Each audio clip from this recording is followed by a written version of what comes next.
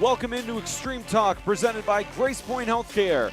Request your new patient appointment online. Get $20 off your office visit at GracePointeHealthcare.com. Modern medicine the old-fashioned way. We're also fueled by Fairlife, Core Power Protein, financially supported in part by First Horizon, and sponsored by Crumble Cookies and Iceberg Plumbing, Heating, and Cooling. Welcome to everyone watching or listening around the world. Spencer Thompson alongside Brendan Daniel. We're alone for the show today. Happy anniversary to Monica and James Shannon. Of course, we're the only ones clapping in studio today.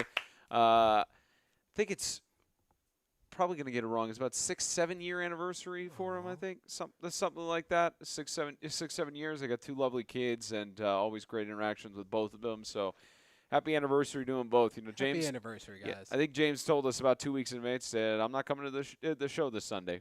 Give full time to his wife to celebrate the years of marriage that they've had. So congratulations to them both. And Audrey is moving over to your neck of the woods over in the borough. So she's out as well. So we just got the one camera set up, and we're good to go from there. But good weekend. How did you spend your first Saturday off in 4 weeks? I honestly just did deliveries the whole entire time, and then I relaxed. I watched the Georgia and Clemson game, which, yeah, it was all right. From a Georgia fan, it was like the defense, of course, there's no question, but the offense, few things we could fix, but you know, that's football. That's college football. You know, have you ever tried like listening to the game while you're driving around at all? No. You haven't tried that yet? I've only done it for, like, Titans games. Okay. And that was only because I was heading to Knoxville, I think, at the time. Okay. Yeah, because I've managed to do that a few times on my rideshare routes. I've had, like, the Preds game playing, not the radio feed. I've had the national feed going on my phone, just minimized, and listening to usually Kenny Albert just calling those games or something. But, yeah, customers enjoy it, at least, because you deliver food, I deliver people to and from place. But not only that, but I get to keep up with the games. Like, it's pretty cool in there. But fortunately, not ride sharing on Sundays because of the radio show. But I have the ESPN Plus app, so I could probably just use that. Oh yeah, you could stream any of those in the background and do all that. It should be special. But you know what else is special? We're week 4 is in the books already for the 8-man football season, and let's go ahead and get your recap and all the things that happened. We start out with the unfortunate forfeit. Coronavirus strikes again, still around in 2020. The Southern 2021. It's 20. This is 2020 part 2. It's still 2020. It's still the same year, I think. Well, but at least we're allowed to go outside. Yeah. There's some countries who still they won't allow anybody to go outside for more than certain hours at a time. It's a lot different here than it is around the world, but there's still a forfeit that occurred with Southern Christian Patriots. They had to forfeit their matchup against the Evangel Christian School Lightning due to coronavirus, and they cannot reschedule the match due to scheduling conflicts. Neither of them have a free date on their schedule, so it's a 1-0 in-conference record for the Evangel Christian School Lightning. You hate it for the kids. This is already the second time we're COVID out of the teams we cover. It's the second time that this has happened in 2021. The hope is that the number stays below 5, or at least stays at 2. That's the hope going into the rest of the season. But you never know. Yeah, you hate it, especially for an Evangel team that was really looking for a bounce back after their tough loss to Grace Baptist. Absolutely, and it wasn't really that bad of a loss against Grace Baptist. It was just more of Grace Baptist is just a well-put-together team, and Evangel did all they could to stay in it, but yeah, it just sucks to have this happen to you during the season. Yeah, and they were looking forward to that matchup, especially for that being at home. But at least for Evangel, they go forward. They have a 1-0 record in the ACSC.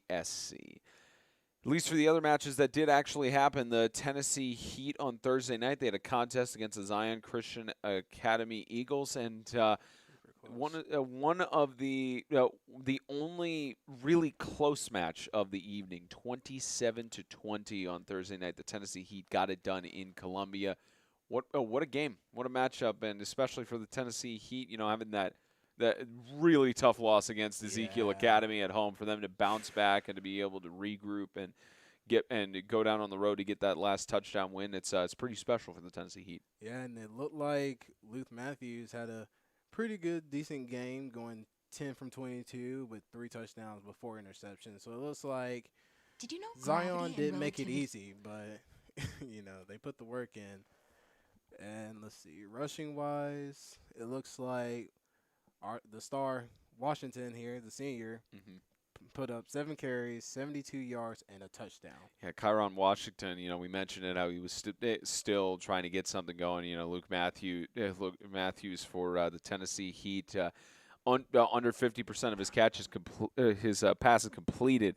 That's the question of how much great coverage was on the defensive side for Zion, especially with it being that close of a game. I wonder how. I just wonder how that played out, especially receiving wise. Washington, 72 yards, total of 7 carries, but also 3 receptions for 95 yards and a receiving touchdown. So it's impressive. Yeah, he as the senior, great acquisition by the Tennessee Heat. Tennessee Heat are at least a great player for them to have, and also Martinez had a good game on 5 receptions for 92 yards and 2 receiving touchdowns. An impressive game there. And he also did 1 carry for 5 yards, but he had a good receiving game and everything. But yeah, for the Tennessee Heat, at least on Max Preps there are no stats for Zion Christian, but I'm sure in the huddle breakdown they have all those things up there. But for Zion Christian, they've got some star players. We only got to see them for a quarter and a half because of that weather delay that they had against Franklin Classical, but really close. I'm sure that there's a lot of things they can hold their head high on after that contest, especially only losing by 7. Absolutely, and the way the scoring goes, they had it tied at least going into the half, and then Tennessee Heat took over in the 4th. So, really it's just take your lessons and learn from this point, because it's just like, hey, you had a close game. It isn't like you got beat. So you can just take what you can from this game and just take it on to the next game, and hopefully you win the next one. Heat led after the first quarter 7-0, and then, as you mentioned, at halftime tied up. They got outscored by Zion 14-7. No scoring in the third quarter whatsoever, and then quarter 4, 13-6. The Tennessee Heat managed to outscore, even with missing. Looks like they missed an extra point or a 2-point conversion attempt on that one. But congratulations to the Tennessee Heat. They got a very impressive victory, at least in a impressive clutch situation victory.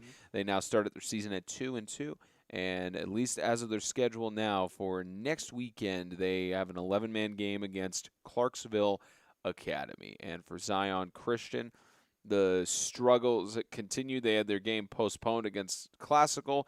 They start out the year 0-3. And then they have their next matchup at home against the Franklin Christian Academy Falcons.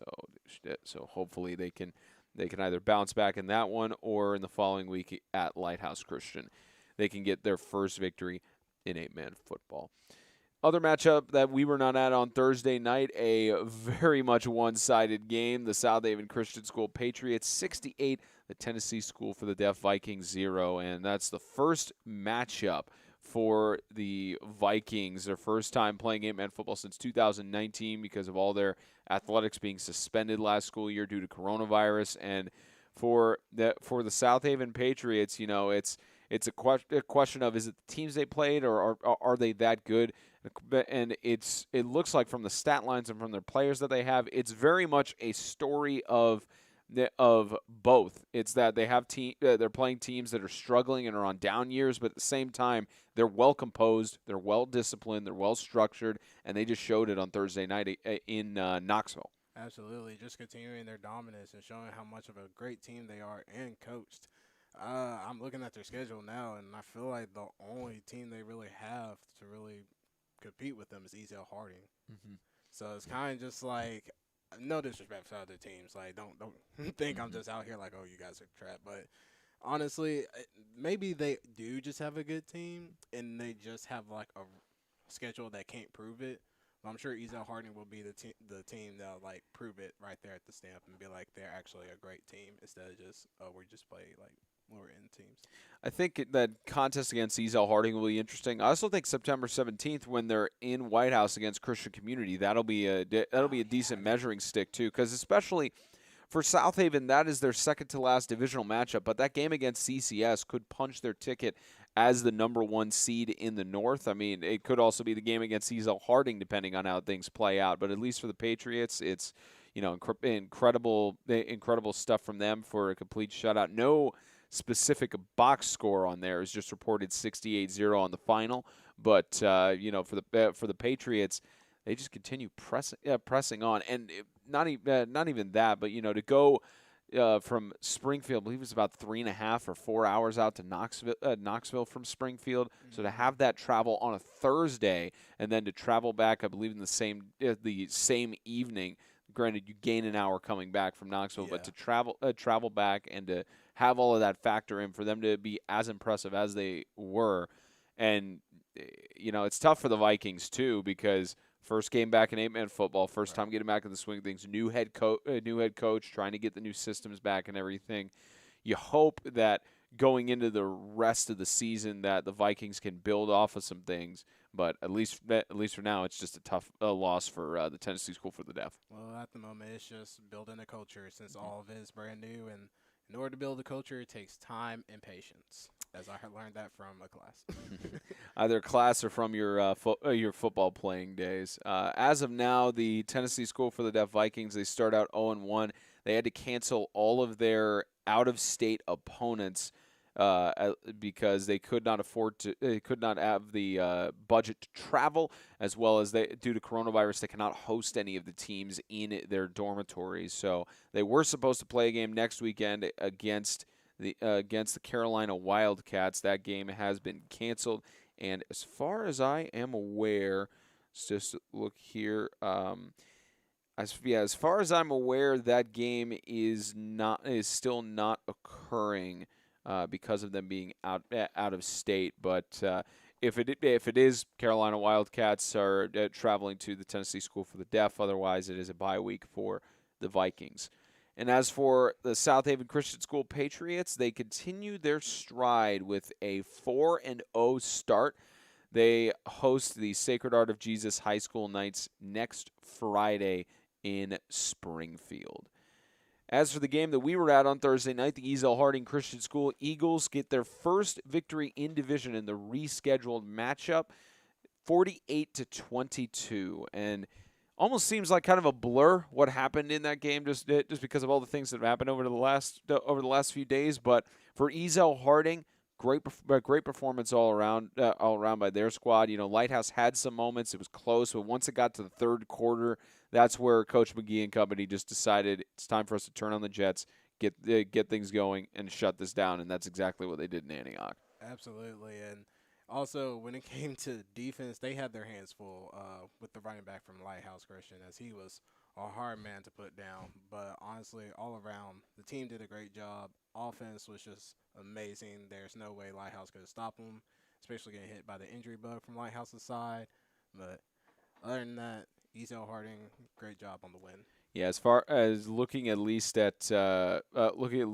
on Max Preps, there is only the score reported. Usually Lighthouse does get stats up. They haven't gotten them up yet for the Ezel Harding contest.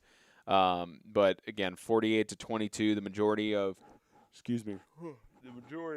the majority of the Ezel Harding Christian School Eagles scoring came from, I believe it was tied at halftime, or at least close to it.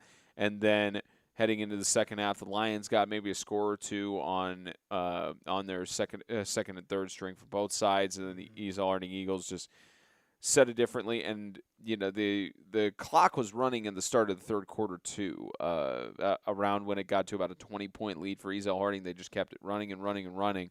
So at least for that contest, it's in the books. Ezel Harding starts out 1-0 in division, but for Lighthouse, they're 0-2 in division right now. So their hopes of getting to the Division I playoffs are looking very slim, which we'll talk about a little bit later in the show. But for Ezel Harding, it's just, again, impressive all around for the kind of things that they continue to do. Absolutely, and if they just keep pressing, I'm sure they'll win out. I feel like they're a team that could win out the whole season, get a good little spot in the playoffs, and maybe we'll see what happens then. It's looking like Easel Harding is making a good name for themselves in getting into the Division I playoffs, especially as trying to defend essentially defend their state championship from 2019, since they didn't have the full capability of doing so due to coronavirus last year. So hopefully Coach McGee and company will get it done going into the rest of the year. Congratulations to the Eagles. They start out they have their season. They get their first win of the year. They continue 1-2 going into week 5 of our coverage. Next Saturday, they have a contest at 7:30 with the Lancaster Christian Academy Knights. And as for the Lighthouse Christian School Lions, their struggles continue. Coach Bell is still looking for his first win. Starts out 0-4. They do have a bye week before they collide with the Zion Christian Academy Eagles on September 17th. Friday night had a lot more one-sided games than we anticipated, but it's kind of the nature of 8-man football, especially when you have the teams that face off against each other. We'll start out with Grace Baptist Academy in their divisional matchup against Providence Christian, likely what could be the solid door for at least Grace solidifying that they will be the number 2 seed into the Division I playoffs. Depends on what their matchup is against Lancaster Christian, but 54-6. Very out of characteristic for the Providence Lions, but also well in character with Grace Baptist and Coach Ateka and company, because when you look at the score and you realize this is just clockwork for the Golden Eagles, because now I'd have to look again. I think it's only 18 points. 18 points minus the Evangel game, only about 12 or 18 points that their opponents have scored against them. Let me look at the score again for the Evangel Grace game, because I think it was just 6 points they allowed from Easel Harding. That was later in the game, and then 6 points, so that's 12. And then from 20, they allowed 28 points from Evangel. So 40 points in their now 4 game stretch. Only 40 points allowed, 10 points allowed a game on by their defense. That's impressive. That's very impressive. That's a great defense, just all in all. That's all you can say about it. And I can see them keep going, because honestly, and they're putting up points while they're at it too. Like Cooper, man, I would love to see how he played that game, because I was already impressed with the RPO, and then when we went to Evangel and he was passing beautifully, it's just like, that's a perfect quarterback that you would want. Yeah, you're absolutely right. And at least for Grace Baptist again, they didn't. There's no box score reported from either side on Max Preps or any of those statistics on there. But it looks like it was one of those closer. It was one of those more Grace Baptist oriented games, and I'm sure Coach Ferguson could. Coach Ferguson has a lot that he'll be training his defense on going into the rest of the season. But for the Providence Lions, another tough loss at home, and they got to regroup as they head into the rest of the season. Yeah, you just gotta watch the videos, man. Like any loss like those, you just have to watch the videos, see where you guys messed up, and just fix all the issues. Congratulations to the Golden Eagles, 4-0 to start out their 8-man football debut season. They host their first home game in 8-man football against a TSIAA team as they host the Christian Community School Colts next Friday. And as for Providence Christian, they have a week off before they head to the Tennessee Heat on September 17th.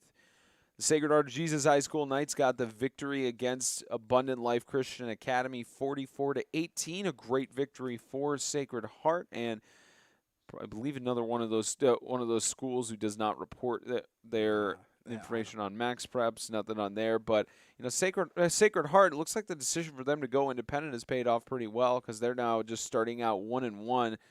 They got a victory against Abundant Life, and actually, I believe 2-1 was their start. Just to make sure I get the. Are we going to one of their games? I believe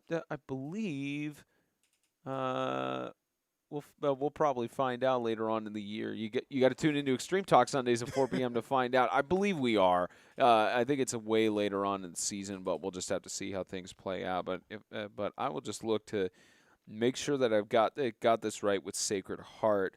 I believe they start out the season 1-1, but at least for Sacred Heart, good victory.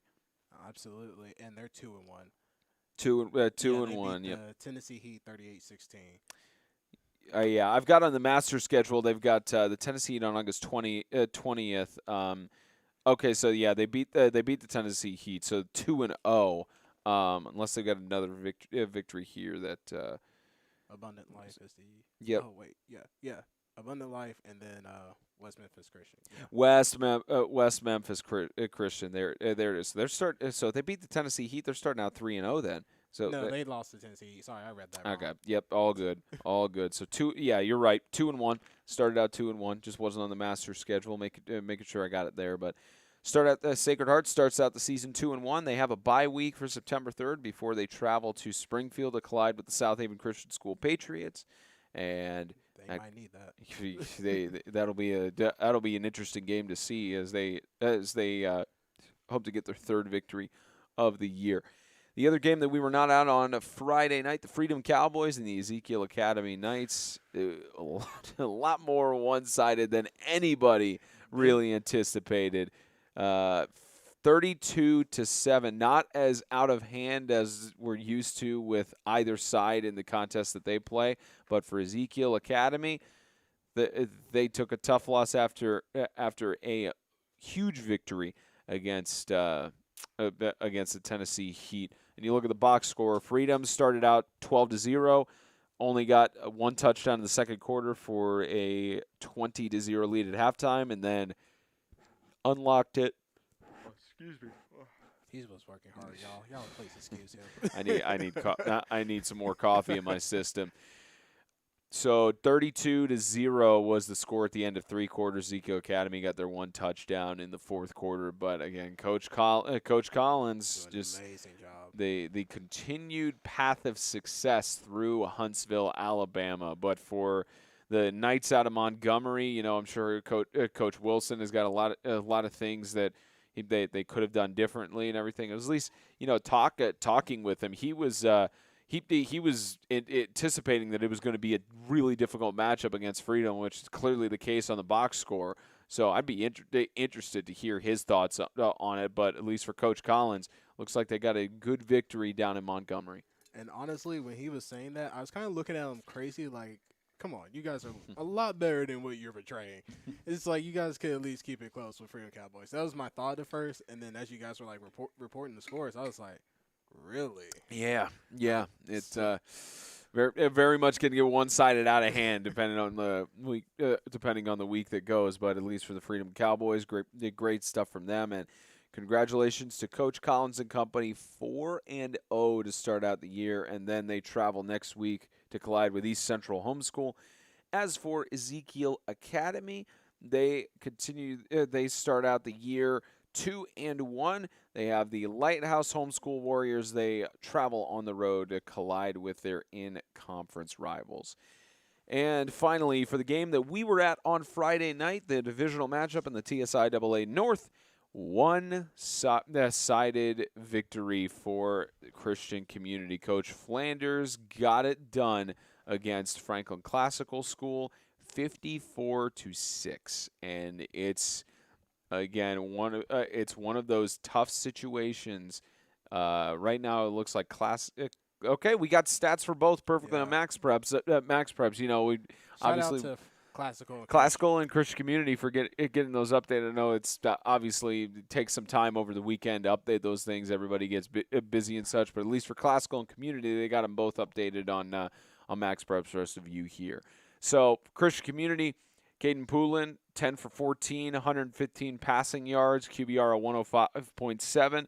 Rushing wise, your boy Will Adams, 7 carries, 50 yards, pretty much one rushing touchdown. Anytime he carried the ball, he was getting over half a first down. They split the load a little bit. They went to Kenyon Gilbert, their senior, 6 carries for 24 yards and a rushing touchdown.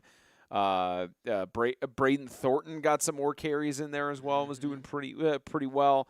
Hudson Mortimer had a few touches in there, at least receiving wise. How about Asher Nix? 3 receptions, 57 receiving yards. Anytime he caught the ball, even though it was 3 receptions, he had 1 reception for 27 yards, had 1 touchdown. Kenyon Gilbert had receiving touchdown and everything. For the Colts, wow, just impressive for them to start out 1-0 in division. And it was crazy when he changed the game plan, because I feel like he was just sitting there like, you know what, we relied on the running backs good enough.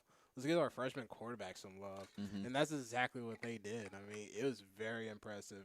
Caden, for a freshman, played very well. Even when the pocket started to collapse, he knew just to get out of there quickly and get rid of the ball. So it's very impressive to watch this team. Yeah, the freshman quarterback, especially with the gaps that the Colts have had to fill in the last several years, it's impressive for them to do so. And then for Classical, it was just a struggle on offense all night. For their quarterback, Jed Mangrum, 7 completions out of 15 attempts. He had 78 passing yards, 1 touchdown, and 1 interception. Rushing wise, Jed Mangrum, he was. There's a reason why he had under 50% of his catches made. It's because he was rushing the ball. 8 carries for 43 yards on the night. He was having to scramble around. That CCS defense just would not let him do anything.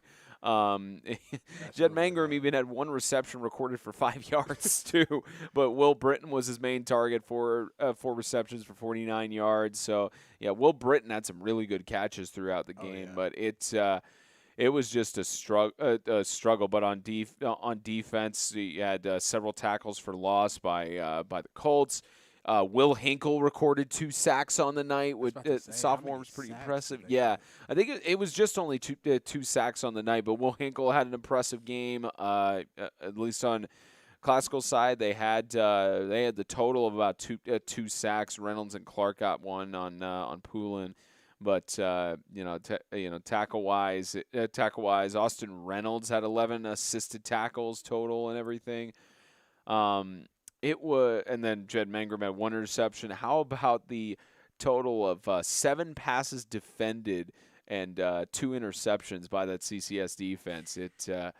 It was very much we saw the turnovers early on in the game that really set the tone early, and for Christian community just firing on all cylinders, and hopefully they keep that same composure and that same discipline going into the tougher matchups they have later in the year. Absolutely, man. And just you can see defensive-wise, they're good. They're on it. It's just the freshman quarterback that you really kind of worry about, because it's just like he had a great game this time, but it's like, what about later in the future against other opponents that you worry about? So congratulations to the Christian Community School Colts. They start out the year. They beat the Tennessee Heat. They lost to Freedom. Then they beat Franklin Classical, so 2-1. They have a tough matchup on the road in Chattanooga against Grace Baptist Academy Golden Eagles. That is going to be an interesting one. And I was just informed that the NHSA has their updated rankings. So our next segment of the show, usually we interview a coach, but James likes to talk to the coaches as well. So we figured we'd give the coaches interview a break this week at the same time as James taking a break this week. So I'm gonna pull up the newest rankings from the NHSA. We're gonna discuss those in congruence with bracketology. As of 3 minutes ago, the results are updated, but. So here's what we're looking at. We'll start out with the national rankings, and then we'll talk about the state tournament. So Grace Baptist Academy at 1. Evangel is at 2. It says 2-1 for them on their record with the NHSA, which is it's technically 3-1 with the forfeit, but I assume the NHSA is counting actual wins on that in their factoring. So Evangel stays the same at number 2. Lancaster Christian is at 3, and I believe their record right now, of course, only 2 wins for them because they were on a bye this last week. So they're at 3. They haven't changed anywhere. Franklin Christian is at number 4 with them being 1-1, which I find pretty interesting. Freedom Cowboys are at rank 5, even with them being 4-0. I'd be interested to see how Franklin Christian collides with Freedom. I don't think we're getting that. We're not getting that matchup. We are getting that matchup this year on October 15th. Freedom travels up to Franklin Christian, so that might be a measuring stick depending on what the rankings are at that point. So we do get that matchup. Interesting. Freedom is traveling to Franklin twice, back-to-back weeks. They travel to Franklin Classical on October 8th, and then Franklin Christian on October 15th. So they're taking the split Franklin travel. But anyways, Christian Community is at 6. Even with they have that loss, of course, to Franklin Classical, or they had that win. They dealt the loss to Franklin Classical, so they're at rank 6, which interesting there. Lighthouse Homeschool is at 7.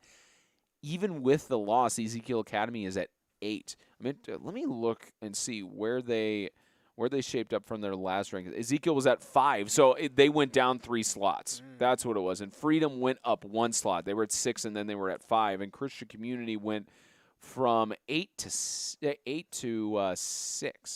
or 8 to 6, and Freedom was above them. So I kind of see how the movement is going on there. So Freedom moved up a few spots with that win and everything. So interesting there. Russell Christian Academy is at the 9th seed, and 10th seed is Providence Christian, with them being 2-2. Even with their loss against Grace Baptist, Providence Christian went to 10 from. They stayed at 10, so they didn't even move with that loss against Grace Baptist, which is interesting there. And South Haven is at the 11th spot.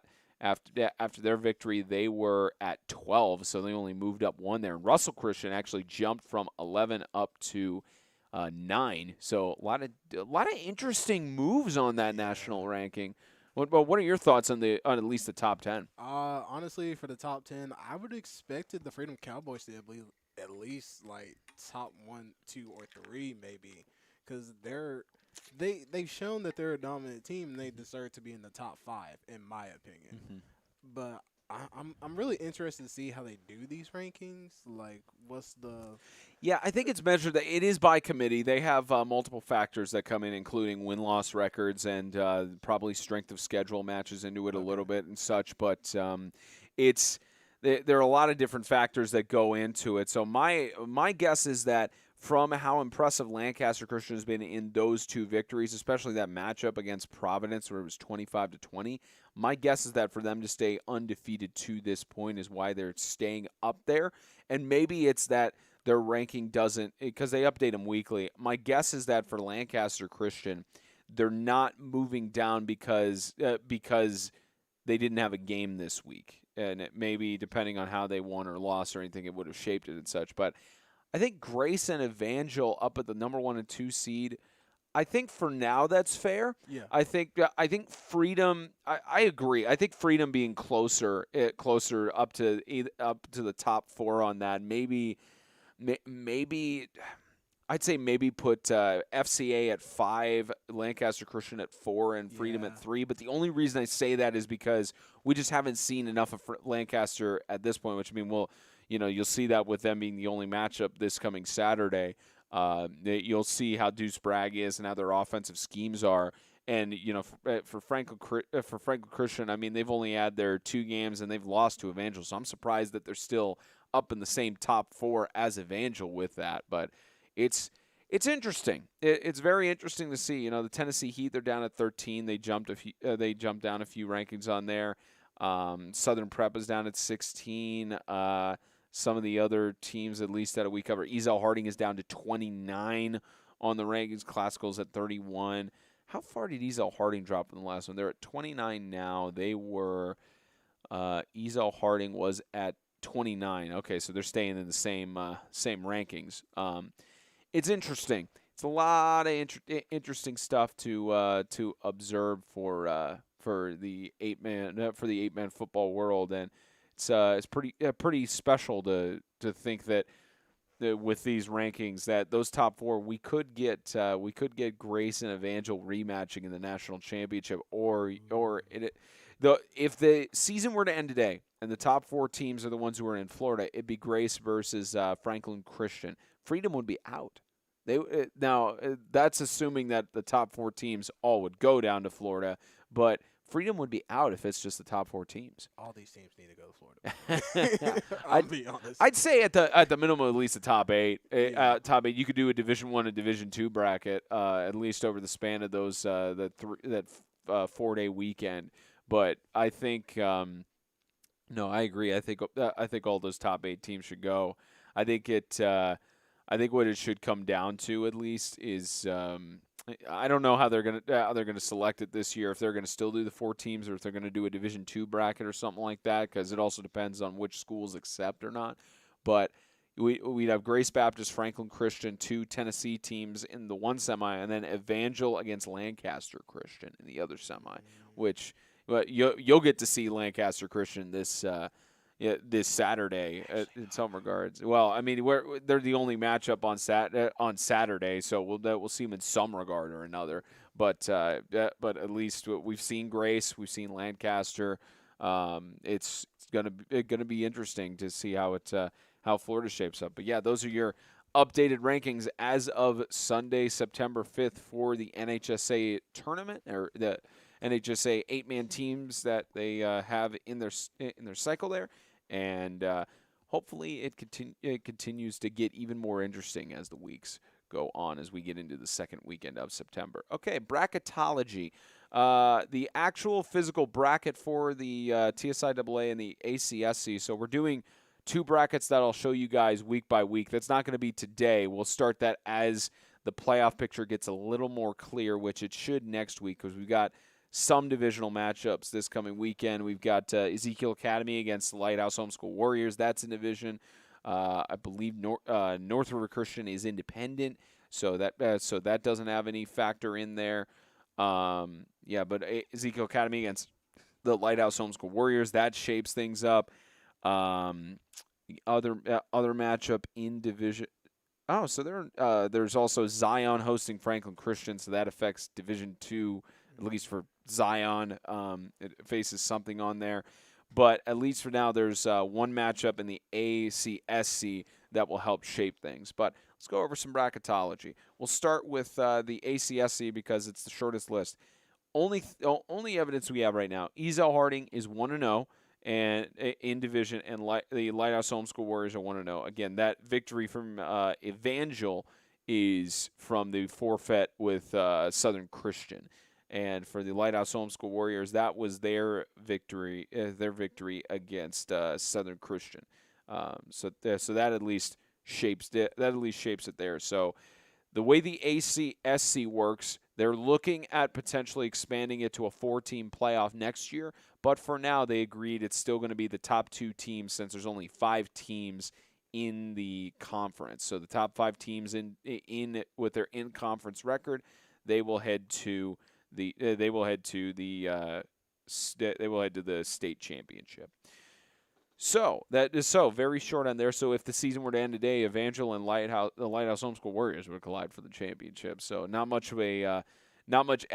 evidence to say that yes, those are the 2 teams that should be in there at this point. So we'll see how that plays out in the season. So let's get into the more complicated stuff. I'll word it at that. The TSIAA North, if the season were to end today by the tie-breaking rules of the TSIAA, South Haven would be the number 1 seed in the North, as they are 2-0. The number 2 seed, it would be a coin flip between Christian Community and Ezel Harding, because they are both 1-0 in division. And then the Division 2 teams would be Lighthouse Christian School and Franklin Classical, and it would be a coin flip for who's the higher seed of Division 2. As for the South, it would be a coin flip between Grace Baptist and Lancaster Christian, because both of them are 1-0 in division. So that would be for the number 1 and number 2 seed. Number 3, by the more wins, would be Providence Christian, because they have 1 win and 2 losses. Division 2 would be Zion Christian and Franklin Christian, only because Franklin Christian has not played any in-division matchups yet. So that's just going off of if the season were to end today with the current standings on there. That and Zion Christian is not eligible for Division 1, as far as we have heard. We have not had any official updates on that yet. We're waiting on if there's any news on if they're eligible for Division 1, because I know there was a petition that Zion Christian put forward to be eligible for Division I. So waiting on official confirmation for if that's granted or not at this point. But let's talk about that. So if the season were to end today, South Haven would have a bye week. It'd be a coin flip for who has a bye week, either Grace Baptist or Lancaster. But at least with those first-round playoffs, you could have Christian Community hosting Providence for the for that first-round matchup as the higher seed. You could also have Ezel Harding hosting Providence, which, of course, familiar faces in division teams last year. But you could also have Grace Baptist hosting Ezel Harding, which would have been a South matchup if they had faced each other, and that'd be a rematch of that very one-sided game that we saw earlier in the year. But, of course, Ezel Harding, without having any practice, they'll hopefully have practice leading up to that playoff game. Absolutely. But you could also have Lancaster Christian hosting Ezel Harding, which we're gonna that matchup on Saturday. That'd be a rematch of the regular season. But you could also have a reversal of last year where Lancaster hosts Christian Community, because that was the first round matchup, the only first round matchup that occurred last year, since the Ezel Harding one was forfeited due to COVID. But that would be an interesting reversal for Lancaster to host that playoff game. So it would be pretty interesting on that. And Providence Christian would either travel up to Antioch or White House in that regard. And then Division II, you'd have, depending on the coin flip, you have Lighthouse potentially hosting Zion or FCA, or Classical traveling to Zion or Franklin Christian. We could have a battle of the Franklin teams, even though they didn't schedule it this season. But no, let's talk about that. Potentially South Haven and likely, we'll just say this, likely Grace Baptist will have the number 1 seed in the South. I mean, we've been surprised before. Everyone can have an off week, but likely it'll be South Haven. It could be South Haven and Grace Baptist, or it could be Ezel Harding at this point, because you mentioned you think that Ezel Harding possibly could take the number 1 seed in the North with the way they played against Lighthouse. Absolutely. I mean, it's just some things can happen during the season, injuries, COVID, or whatever. But to me, Ezel Harding is a team that's going to end up probably at the top and probably going against Grace Baptist, which I'm hoping for. I'm hoping all these great teams end up colliding against each other, because watching them, it's just like, oh, I wonder how they would play against the Freedom Cowboys, or, oh, I wonder how they would do against Evangel. It's just, I just hope that, honestly, half of these teams make it to Florida. Well, you said how many people get to go to Florida? It's in the past. It's been 4. They had 5 teams back in 2019, so it's possible. It's possible they could expand the playoff bracket, but at least for now, to my knowledge, it's just 4 teams. Please, people in Florida, can we expand it just this one time? Maybe expand it to Division I and Division II bracket. But no, if the trend has been, we haven't had a matchup of it's only been the number 1 seeds in the state championship since 2018. 2017, we had number 1 Christian Community and number 2 South Haven Christian in the state championship. So aside from that, has not been. We have not had anyone else except for the number 1 seed. So likely whoever gets that first round bye is more than likely going on to the state championship, unless an upset's pulled on the road. It can happen, but if that's the case, if it's Ezel Harding and Grace Baptist in the championship, I mean, I think now that the Eagles have gotten their groove and now that they are able to fully have repetitions and such, I think that that'll really help them to have a better matchup against Babateka and company. Yeah. And it'll be really rough for them to even taking them on too, because they're a great team all put together, and that offense and defense, obviously, with them barely letting other teams score, I don't know. It's going to be a tough one for them. And it also benefits that Ezel Harding hosts the state championship this year. So if Ezel Harding has that with Grace Baptist traveling up from Chattanooga, that would be very much an even more edge-setting piece. I'm sure that the Golden Eagles would come out in droves for the state championship and such in November, but it would be that'll be a packed environment. And I'm sure they will actually count that one as a game, as for last time we visit, all the COVID and stuff, they were not allowed to practice and all that. So I'm sure Great Baptist wants them at full length. Yeah. Instead of just Yeah, absolutely. For Christian community, that's the interesting thing that pops into it because with the Colts, they have hosted a playoff game every year for the last several seasons since 2016. They were in the bowl game and they traveled down to Riverside. So 17 they hosted a game, 18, 19, and 20 they've hosted it for the last 4 years. This could be the year, just because of how competitive it is, that they don't host a playoff game. Which would be history in itself, and especially because of how it's tough to win at May Flanders Field. Lancaster got it done last year, and then due to COVID, they had to forfeit their semi against Franklin Christian. But it's tough to win a playoff game at May Flanders Field, just because of all the situation going into it, the environment. I mean, especially CCS also has they also have the headset systems, which a lot of teams are now getting those, and they've got the elevation and everything, so they're now getting up to that point. But at least for trying to win in White House, it's tough. We saw that last night. We've seen that from the other games that have been played there. It's tough to win at May Flanders Field, especially since those fans get into it. You can honestly, even a lot of people probably think like for these schools, like if you're not in like this like environment, they probably think, oh, it's probably not that serious, and guys probably can hear it. No, I've been on the field when it's like the crowd's going crazy. You have a lot of noises like bell rings and all that. Oh yeah, it's hard to hear the quarterback even clap his hands or call hike or whatever. That's why I feel like that was the problem with a lot of teams when they go down to Lighthouse. They have a hard time like processing everything, and then if you're in the crucial moment, it's hard to stay focused and concentrate. Yeah, Lighthouse is one of those venues it's tough to win in Lions Den. May Flanders Field is tough. Ezel Harding is getting up there in noise. It's fortunately for the most part, we're in the press box for most of the places that we go to, and these are fairly good at noise isolating. They don't get rid of all of it, but they have some good noise isolation on there. But I think even you think Ezel Harding will travel well in the playoffs? I think they'll do fine. I don't see them coming up with any issues as long as they have practice. But to me, they'd be a good team to make it into the playoffs and probably upset a couple of teams, honestly. And I think it's too early to tell on Lancaster just because of it being only 2 games in the season, having a bye week this last week. I mean, they really needed that victory against Providence Christian, especially with the way Grace has been playing. So they got that done. They're more than poised to get the number 2 seed because they control their own destiny. I mean, I think that Lancaster Grace matchup will be interesting. So there's just so many different things that are factoring in.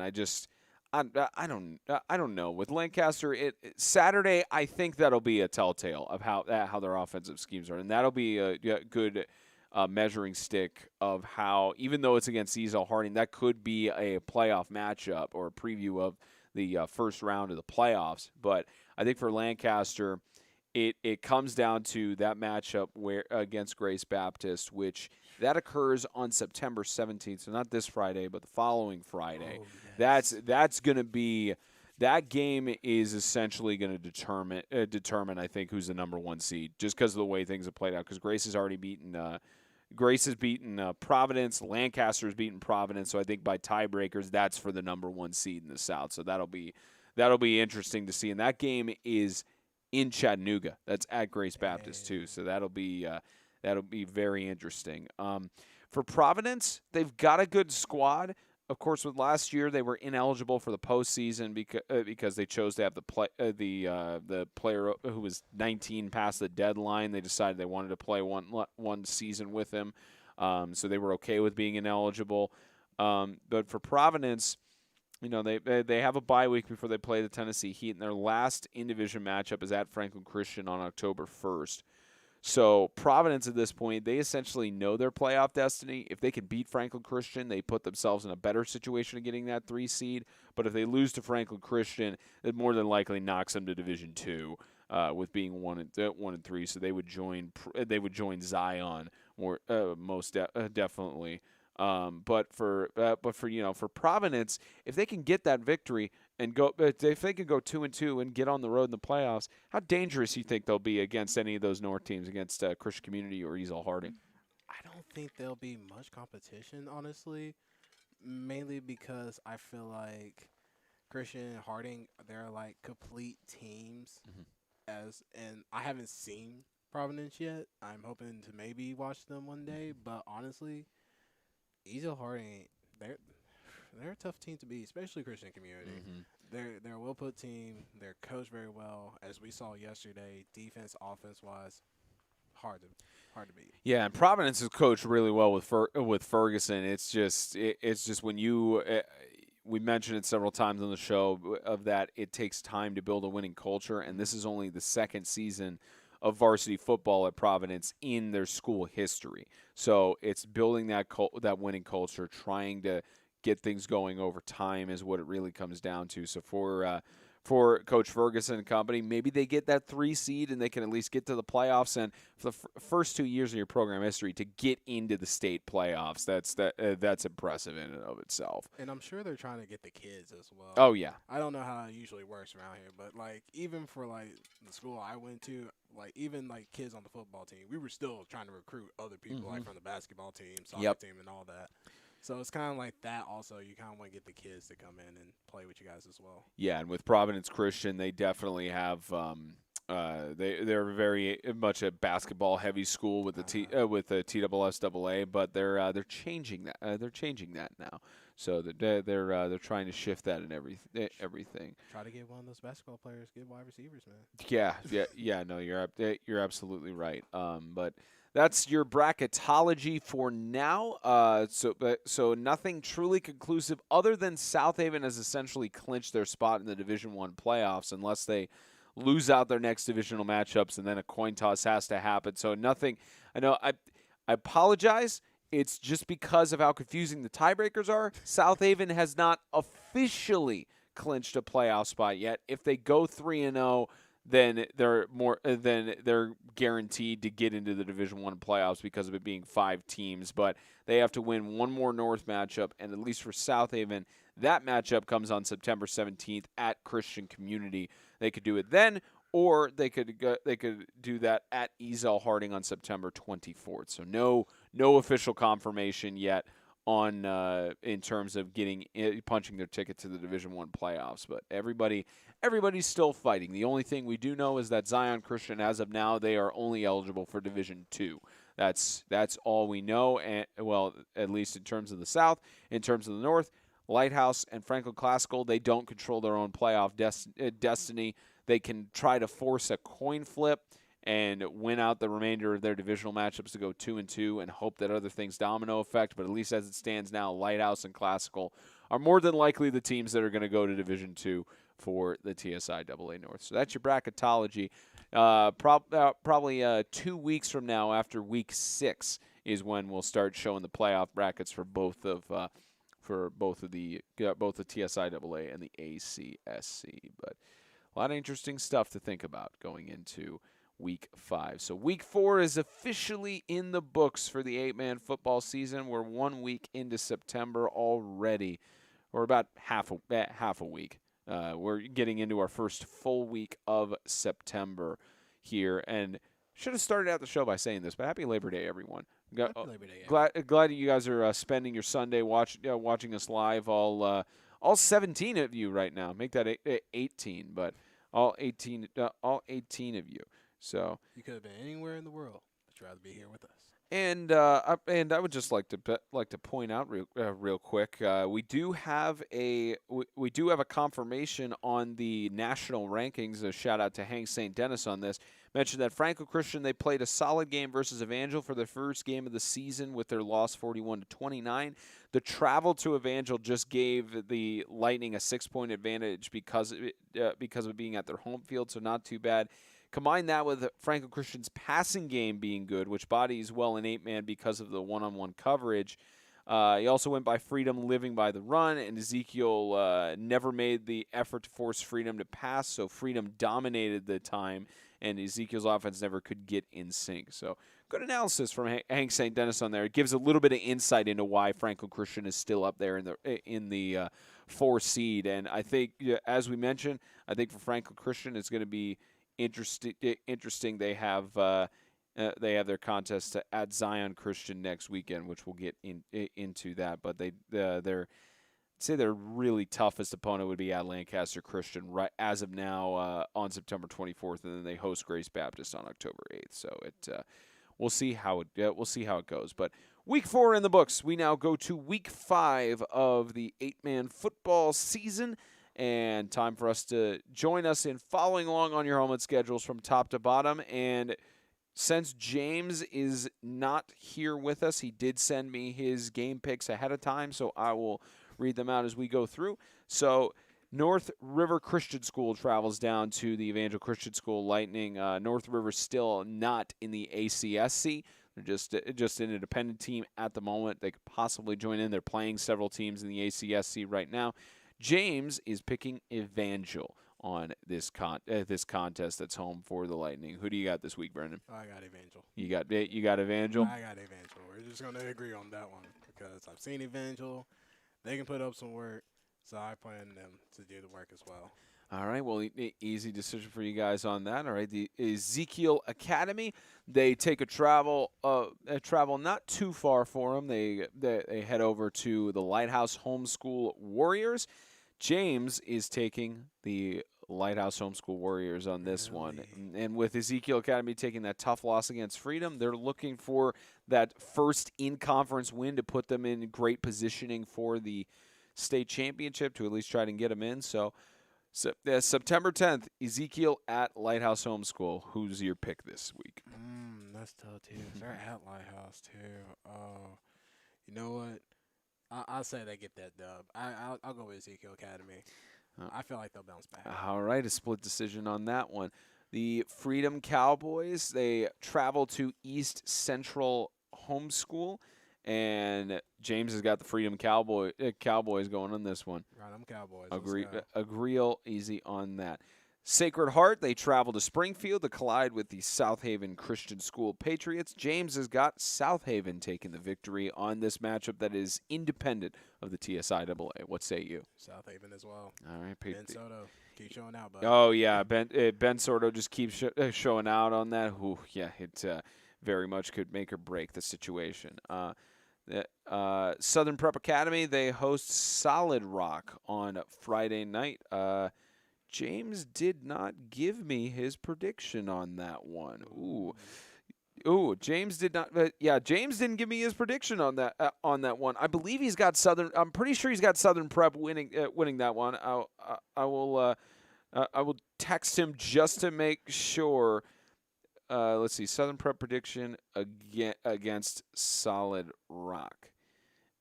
We'll see if he responds. He responds before the end of the show, because that's the only pick he didn't send me on there, unless the game got canceled. That's possible, because usually he doesn't forget that. But just in case it isn't canceled, who do you got in that one? I'll go with Solid Rock on that one.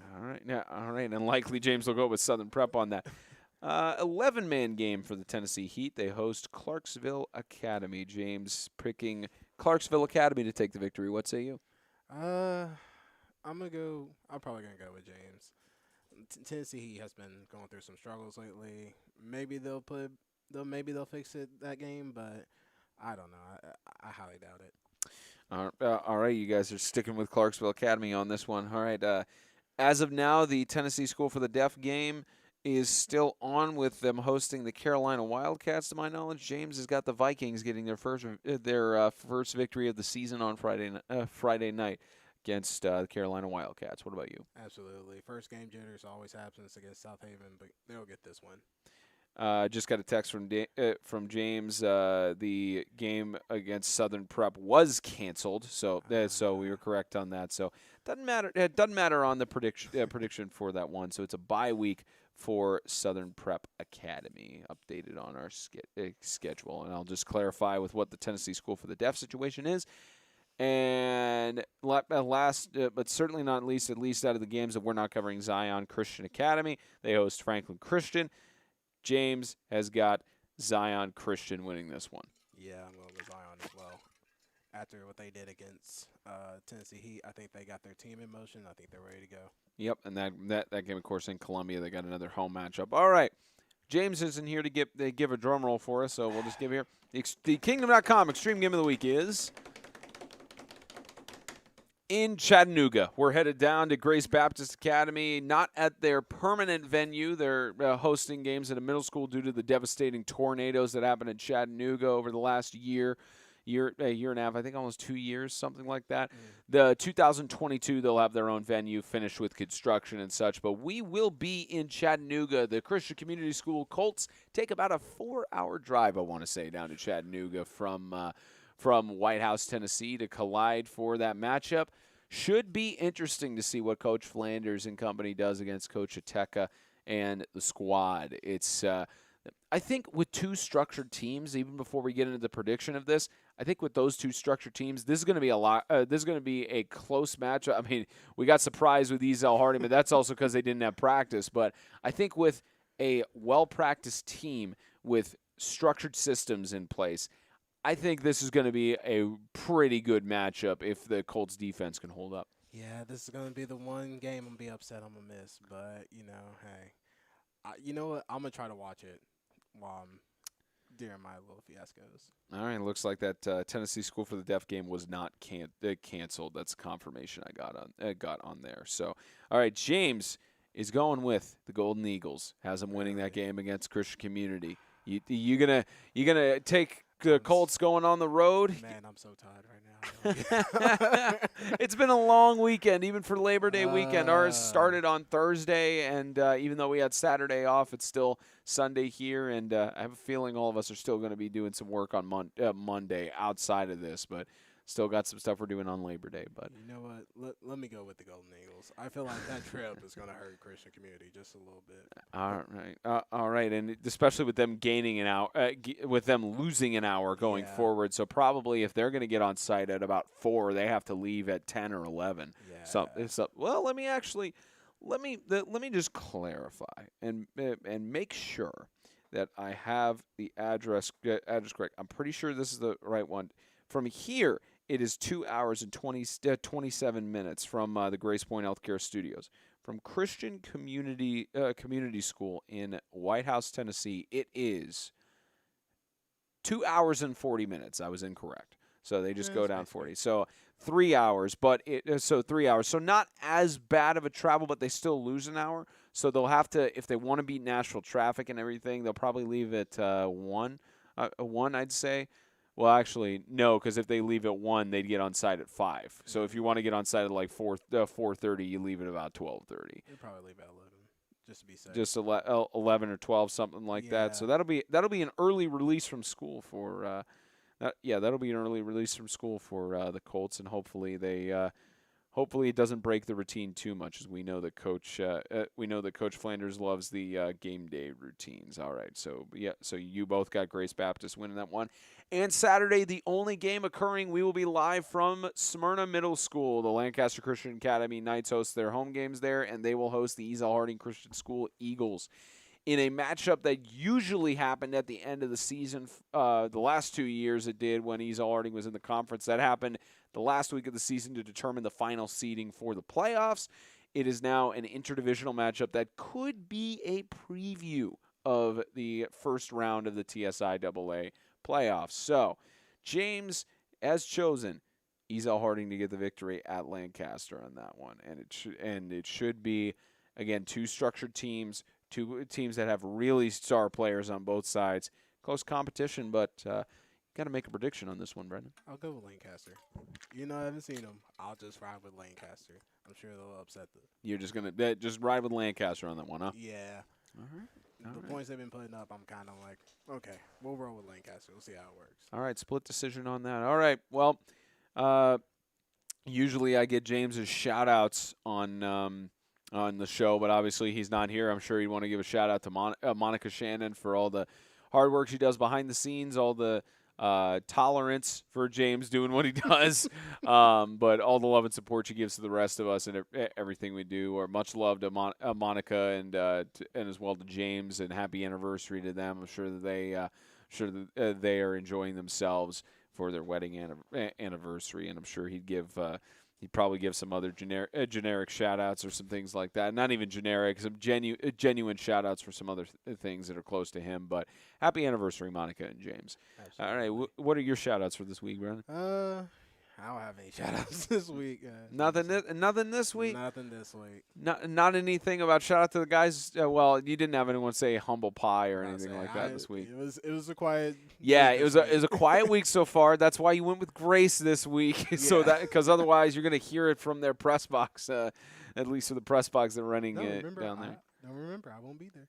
Yeah, that's right. Oh, yeah. Shout out to Brendan. Happy birthday to Brendan this weekend. He's going to be off, so we're going to – yeah, you're big 30 for 30. Brendan Daniel. Yeah, it's 30 years and about to finish your college degree and everything, man. It's been a long road. Oh yeah, yeah, 3 decades long road. I'm 3 years short of a quarter of a century. You're over a quarter century old now, man. It's feels good though. Feels good. As long as you feel good, then man, okay. So everybody has like this little routine of like, oh, it's a sad day. My 20s are gone. I see it as another century to live of life. So that's how I'm going into my 30s. It's another century we can learn of what's going to happen because who knows? Who knows? But Brennan will be off this week, so I believe James and I are just going to have the call on Friday night, unless last second he goes, hey, you want to send this guy down to he just last second, hey, mate, I don't know, maybe I might know somebody who could probably join us for the bye week this week. We might get somebody else on there, but at least for now, it's going to be James and I with the call on Friday night. For myself, I don't really have any shout-outs this week. Nothing I can specifically think of, but what I do know is that what I do know especially is that it's going to be fun. This is the last doubleheader week we have. I'm missing the doubleheader. Or no, well, no, this is the last doubleheader weekend we have.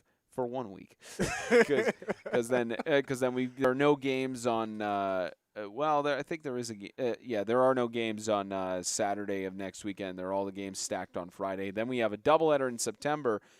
One doubleheader the final weekend of October, the final weekend before the playoffs and such in October. So we'll go from there. But anyways. Yeah, great show, great conversation. Hope we're looking forward to having James back next week. But at least for now, that is going to do it for Extreme Talk, presented by GracePointe Healthcare, fueled by Fairlife Core Power Protein, financially supported in part by First Horizon, and sponsored by Crumble Cookies and Iceberg Plumbing, Heating, and Cooling. For Brennan Daniel, for James Shannon from afar, for Audrey Green from afar, and as well as Matthew Cruz and Jerry Jr., Spencer Topsett saying, we will see you Friday night for CCS at Grace Baptist, and then Saturday for Ezel Harding at Lancaster. See ya!